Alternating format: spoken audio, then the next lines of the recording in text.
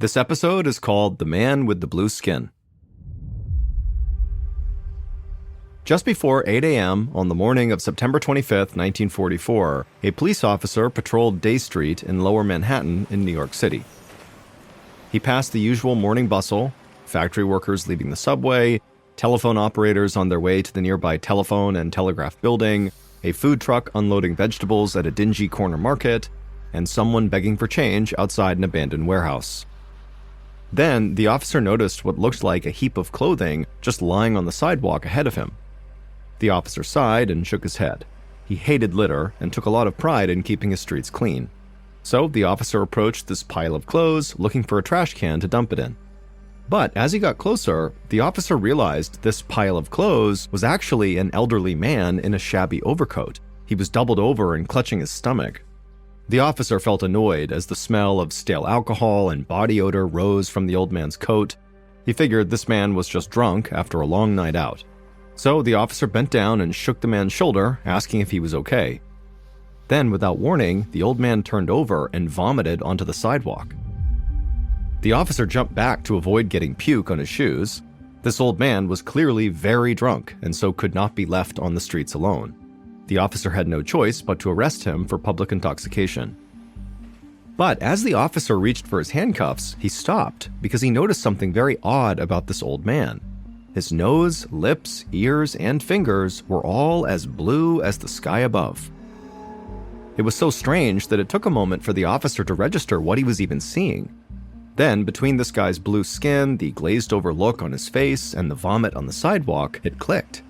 This was not public intoxication, this was a medical emergency. So the officer ran to a payphone and called dispatch and requested an ambulance. Luckily, there was an emergency room close by at Beekman Downtown Hospital. The hospital was only 6 blocks away, so an ambulance arrived in just a matter of minutes. The officer helped one of the emergency responders hoist the old man off the sidewalk and onto a stretcher, and then they loaded him into the back of the ambulance.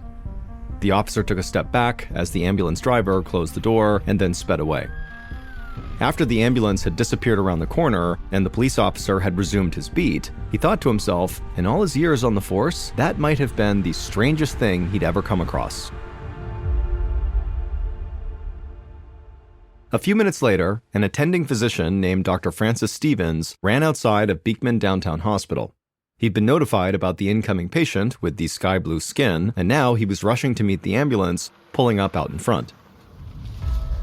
Dr. Stevens helped the ambulance driver pull out a stretcher, and then using it, they carried the old man inside. The driver explained that although the old man had been awake when he was loaded into the ambulance, he had lost consciousness during the short drive to the hospital. Dr. Stevens nodded, guessing that his new patient had likely passed out from shock. He could tell from the man's skin color alone that his heart must not be pumping enough blood through his body, which meant he was at risk of a heart attack. As they transferred the old man from his stretcher to an actual hospital bed, Dr. Stevens saw that nearly half of this man's body had turned blue. Dr. Stevens jumped into action. They only had minutes to supply the old man's body with oxygen and then get his heart to pump it through his bloodstream. Without immediate treatment, this man would die. Dr. Stevens figured that the old man must have ingested something that made him this sick, so he raced to pump the man's stomach until he was sure it was empty. This meant that whatever had made him sick hopefully would not be able to do any more damage. The doctor then strapped an oxygen mask over the old man's face to increase the oxygen in his blood and then gave him stimulants to help his heart pump more efficiently. After this, there was nothing to do but wait. Dr. Stevens looked at the old man lying unconscious in the bed, his skin still bright blue, and the doctor just hoped they had treated him in time to save his life. Later that morning, Dr. Stevens returned to check on the old man and found him lying in bed, fully awake. His lips and fingertips did have a bluish tinge still, but the effect clearly had dramatically lessened. The man said his name was William and that he was 82 years old, and then after that he began looking around the room with very suspicious eyes and demanded to know what had happened to him. Dr. Stevens told William that he had been suffering from a condition known as cyanosis that results from inadequate oxygen in the bloodstream. Cyanosis is known for causing people's skin to turn blue. It was a rare condition, and they weren't sure why William had gotten it. Although Dr. Stevens could assure William that for the time being, the best treatment available was just to rest. This answer did not seem to satisfy William because his next question was, well, when do I get to go home? But before Dr. Stevens could answer him, the doors of the emergency room burst open and another unconscious man was carried into the waiting room. Dr. Stevens rushed from William's side to help this new patient. As the man was laid onto a bed, Dr. Stevens stopped and just stared at him with a look of surprise on his face. This new patient was also an old man dressed in tattered clothes, and as Dr. Stevens bent over him, he noticed that, just like William, this old man's lips, nose, and fingers were also bright blue. So Dr. Stevens administered the same treatment he'd just given William: a stomach pump, an oxygen mask, and heart stimulants. But as he was working on this new patient, Dr. Stevens started to have this sinking feeling in his gut. 2 cyanosis cases on the same day? What was that about? He knew that in rare cases, cyanosis was a symptom of carbon monoxide poisoning. He worried that there might be a gas leak in a nearby building, and in a neighborhood as crowded as Lower Manhattan, that could be disastrous. Dr. Stevens was able to stabilize this new patient's condition, but the doctor didn't have a moment to rest. Almost immediately after the second patient was stable, he heard another ambulance pull up out front, and seconds later, 3 more people were carried in. And from across the room, Dr. Stevens could already see that all 3 of them were elderly, run-down men, and they were all bright blue. Now, Beekman Downtown Hospital had a total of 5 cyanosis patients. Dr. Stevens and his staff worked through the entire morning to save these 3 new blue patients, and then just before lunch, 2 more blue men were carried in, and 10 minutes later, another 2. Dr. Stevens was totally confused. Something in the city had to be making all these men sick, but it just was not clear what it was. By noon, there were 9 ragged elderly men who had blue skin who were laid out in the hospital's beds. Dr. Stevens and his staff ran from bed to bed, administering treatment until all 9 men were totally stabilized and their skin was slowly turning back to its normal color. It was only then that Dr. Stevens had a moment to step back and actually go look at the men's admission papers. These documents revealed that all of the men had been found on sidewalks or in condemned buildings all around the neighborhood. Dr. Stevens didn't know what to make of this, but the fact that the men were coming from different places meant that a single gas leak probably could not have made them all sick. But if it wasn't gas poisoning, what was making these men turn blue? Dr. Stevens worried it could be some kind of airborne illness or virus, and so even though Dr. Stevens did not really know what was going on, he knew it was now time to report this outbreak to the Department of Health. About an hour later, a field epidemiologist with the New York Department of Health named Dr. Ottavio Pelletieri walked through the doors of Beekman Downtown Hospital. He showed his identification to the receptionist and asked to speak with the physician who was in charge. Dr. Pelletieri's job was to investigate possible outbreaks of disease. His eyes wandered around the emergency room. Of the 9 blue-skinned patients laying in the beds against the wall, only 5 of them were awake. Dr. Pelletieri focused on William, who was the first patient brought in that morning. William was sitting upright in his bed, his skin still somewhat blue, but he was clearly feeling better.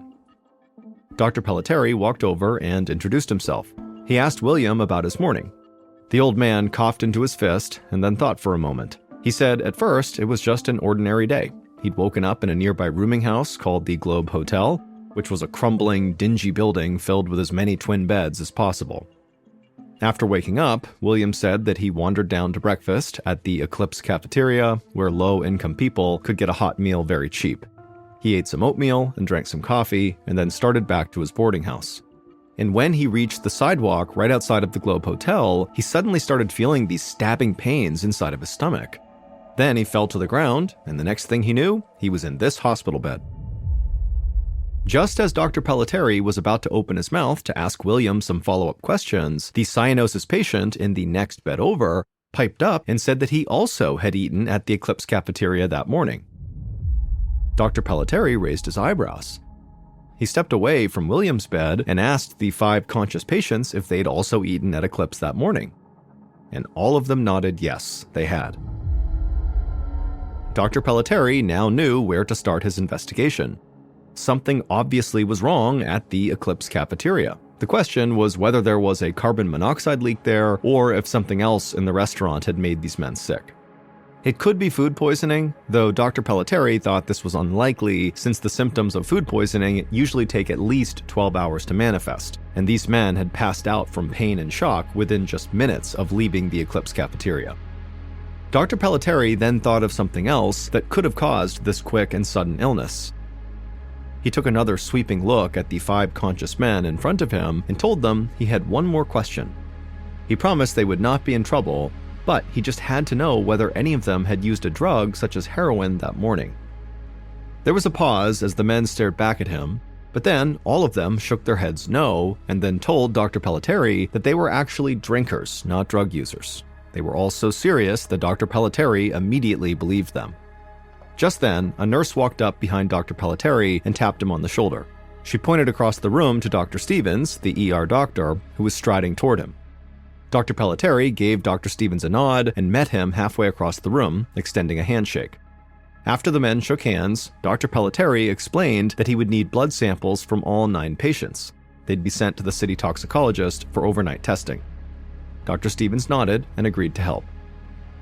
For the next 10 minutes, the two of them moved from patient to patient, collecting small vials of blood and labeling them carefully.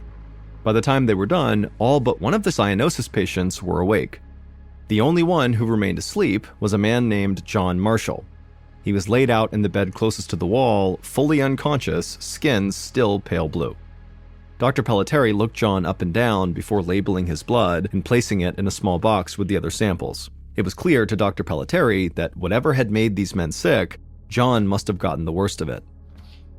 Dr. Pelletieri grabbed his briefcase full of samples and then left the emergency room. He dropped the samples at his office for testing and then head straight to the Eclipse cafeteria. If he could figure out what had happened, there might still be time to save John's life.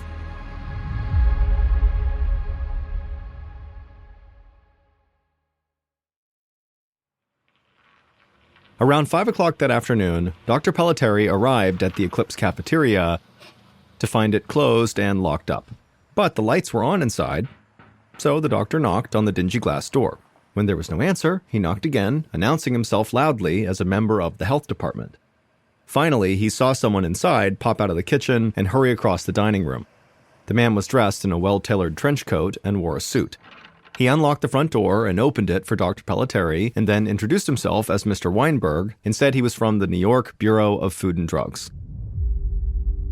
He explained to Dr. Pelletieri that a secretary from the New York Department of Health had already called his office. Now that a restaurant was potentially responsible for the cyanosis outbreak, his department needed to be involved. Dr. Pelletieri felt grateful for the unexpected help, and so he stepped inside of the Eclipse cafeteria, and right away he was hit with this horrible smell. It was like an algae-filled aquarium. Dr. Pelletieri thought there must be so much mold lurking behind all the filthy and cracked tile walls. This place was so overdue for a proper cleaning that an inch of black grit clung to every corner of the floor. Dr. Pelletieri looked around the rest of the room, and he saw fruit flies climbing the walls. There were 17 rickety tables that filled the dining room, each with its own sticky bottle of ketchup and salt and pepper shakers. Weinberg told Dr. Pelletieri that he had not found a gas leak anywhere inside, but he'd already cited the cafeteria with 15 separate health code violations. The kitchen was even more disgusting than the dining room. A thick layer of grease clung to every surface, bags of rotting garbage sat beneath the kitchen sinks. Dr. Pelletieri picked up a fork lying on the counter, and a thick layer of starch coated the fork prongs. To him, everything inside of this cafe was a potential contaminant. It was only then that Dr. Pelletieri noticed the cook and the restaurant owner standing beside the oven. Dr. Pelletieri was even more surprised to find that both men looked genuinely upset, maybe even afraid. Dr. Pelletieri felt relieved. Usually, restaurant owners were combative when the health department showed up, but he guessed that these men were going to be cooperative. If they had something to do with these 9 men getting sick, it seemed very much like it was an accident. Dr. Pelletieri wanted to speak with the line cook first. He asked the man if he did anything different than usual when he cooked breakfast that morning. The line cook shook his head and said no. He had made the usual breakfast of oatmeal, rolls, and coffee, nothing different than every other morning. Dr. Pelletieri then followed the cook to the pantry, taking note of the type of dry cereal the cook had used to make 6 gallons of oatmeal. Then the cook led Dr. Pelletieri to the giant metal stock pot that he had used to both cook the oatmeal and then serve the oatmeal, enough to serve 125 people that morning. The cook rattled off the recipe: 5 pounds of that dry cereal, 4 gallons of city tap water, and a handful of salt. The cook gestured to a gallon can of salt sitting on the stove, and then he pointed to a series of canisters sitting on a shelf just above the stove. The cook explained they stored the salt there in bulk, then just refilled the salt can on the stove as needed. Dr. Pelletieri said he wanted to take samples from everything the men had cooked with that morning. Then the doctor grabbed a step stool to reach the canisters labeled table salt above the oven. And when he was up there and was eye level with these canisters, he noticed there was a different canister hidden amongst them, one that did not have a label. Dr. Pelletieri lifted that can off the shelf and looked inside, and to him it just looked like table salt.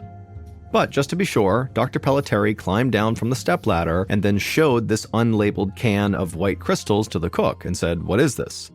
The cook explained that this can contained something known as saltpeter, which was a preservative he used to make corned beef and pastrami. The cook said he did not use the saltpeter to make oatmeal. For that, he used regular table salt. Dr. Pelletieri nodded, but just in case, he took a small sample of the saltpeter with him. For a moment, Dr. Pelletieri wondered if maybe there had been some kind of a mix-up and the cook had used saltpeter instead of table salt. But even if that had been the case, that would not have been what made all 9 of those men sick. Saltpeter was not toxic. Once Dr. Pelletieri had a bag full of all the samples he needed, he left the Eclipse cafeteria, hoping he would never have to return. Then he headed for the health department chemist's office. He needed these samples tested for poison overnight, along with the blood samples that he'd dropped off earlier. Dr. Pelletieri really wanted to get back to the hospital to check in on the 9 patients. But first, he had to make sure that this cyanosis outbreak was contained and that he was aware of every single cyanosis patient being treated right now in the city. He spent the next several hours visiting every cheap rooming house in the neighborhood, as well as all the nearby hospitals, until he was certain that the only cyanosis victims that were being dealt with right now were the 9 at the Beekman Downtown Hospital. When Dr. Pelletieri finally returned to the Beekman Downtown Hospital, it was well after midnight. And when he got there, a nurse greeted him and told him that since he had left the hospital that afternoon, 2 more elderly men had arrived with cyanosis, so blue skin. That brought the official count up to 11. Most of them were awake now and back to their normal coloring, but the sickest patient, John Marshall, still lay unconscious in his bed by the wall, and his situation seemed to only be getting worse. Dr. Pelletieri frowned and then thanked the nurse for the update. Then he headed back out the door toward his office to write his initial report, summarizing his investigation for his boss, Dr. Morris Greenberg, the city's chief epidemiologist. The next morning, Dr. Pelletieri had to go back to the Eclipse cafeteria, even though he really didn't want to. He was exhausted, having stayed up most of the night writing his report for his boss. But to continue his investigation, he would need to speak with more members of the kitchen staff. When he got there, the cafeteria was still closed because of the health department citations, but the busboys and cashiers were waiting for Dr. Pelletieri inside the dining room. He chatted with each of them, following them around the cafeteria as they pantomimed their workdays. It didn't take long for Dr. Pelletieri to conclude that their actions had not contributed to the cyanosis cases in any significant way. But as Dr. Pelletieri packed up his belongings and got ready to leave, the cook from the day before appeared in the dining room with a fearful look on his face. He admitted to Dr. Pelletieri that he'd been up all night worrying that maybe, just maybe, he did accidentally season the oatmeal with saltpeter, not table salt, and if so, he was incredibly sorry. Dr. Pelletieri clapped the man's shoulder and thanked him for the honesty, but assured him not to worry. Since saltpeter is edible, it would not have hurt anyone if he had made that mix-up. The cook visibly relaxed, and Dr. Pelletieri smiled and wished him a good afternoon. Within an hour, Dr. Pelletieri made it back to the Department of Health to find a note on his desk from his supervisor, Dr. Greenberg. The test results from all the Eclipse cafeteria food samples had come back, and Greenberg wanted to see Dr. Pelletieri immediately. Dr. Greenberg was sitting at his desk, looking over the results, when Dr. Pelletieri showed up and knocked on his doorframe. Greenberg looked up for a moment and waved Dr. Pelletieri in. And then once Dr. Pelletieri took a seat, Greenberg handed him a copy of the results. And as Dr. Pelletieri read the findings, his eyes went wide. The cook had, in fact, accidentally refilled the gallon can of salt on his stove with saltpeter instead of table salt. But that was not the issue. The problem was that both the table salt and the saltpeter contained measurable levels of sodium nitrite, a meat preservative that can be poisonous if not handled carefully. Dr. Pelletieri knew that sodium nitrite wasn't dangerous in small doses, but large quantities of it could be deadly. For a moment, Dr. Pelletieri wondered how sodium nitrite could have gotten into the kitchen in the first place. It was more common at processing plants where meats like salami, hot dogs, and bacon were cured. And then Dr. Pelletieri remembered that because the nation was in the middle of World War II, the government had approved the use of limited concentrations of sodium nitrite in restaurants to make foods last longer. The sodium nitrite had to be used in very low concentrations that would preserve the meat, but allow any poisonous elements to burn off during the cooking process. But there was a big problem with the way the Eclipse cafeteria was using their sodium nitrite. The cooks were not just using it to preserve meat. They were also using it to season the morning oatmeal. And this was a critical mistake because oatmeal is not cooked nearly as long as meat is. During the longer meat cooking process, the toxins in sodium nitrite evaporate. But with oatmeal, they don't evaporate, and so when the cooks served it to the men, the toxins were definitely still in the oatmeal. And if that was not enough poison, the 11 men who were hospitalized had apparently gotten a whole lot more sodium nitrite straight from the salt shaker on their tables. Lab tests showed that one of the shakers at the Eclipse contained excess sodium nitrite, easily enough to sicken someone. Dr. Pelletieri put the lab results down and smiled. He finally had his answer. He would tell the restaurant about the mix-up right away, and as for the 11 blue men at the hospital, they were unlikely to suffer any long-term health problems from what had happened to them. Dr. Pelletieri thanked Dr. Greenberg, then got up to go spread the good news. That evening, Dr. Pelletieri stopped by the Beekman downtown emergency room on his way home. When he arrived, he learned that 10 of the 11 blue men had been released with a clean bill of health. When he called Dr. Greenberg to let him know, Greenberg said it was nothing short of a miracle. All of the survivors were self-proclaimed alcoholics, and alcoholics often crave salt. He was sure that all of them added salt liberally to their food, unwittingly putting their lives in danger. Dr. Pelletieri agreed, and he wanted to tell these men how lucky they were, but the survivors had been discharged and had all returned to their transient lives out on the streets. He knew he would likely never find them again. Still, they were part of a special group, survivors of being poisoned with sodium nitrite, an event so rare there were only 10 other cases of it ever in recorded history. But that was no help for the 11th blue man, John Marshall. His health had been so bad prior to consuming this sodium nitrite that he had died earlier that evening. Dr. Pelletieri's throat felt tight when he heard that news. He'd conducted his investigation as quickly as possible, but it still was not fast enough to save everyone.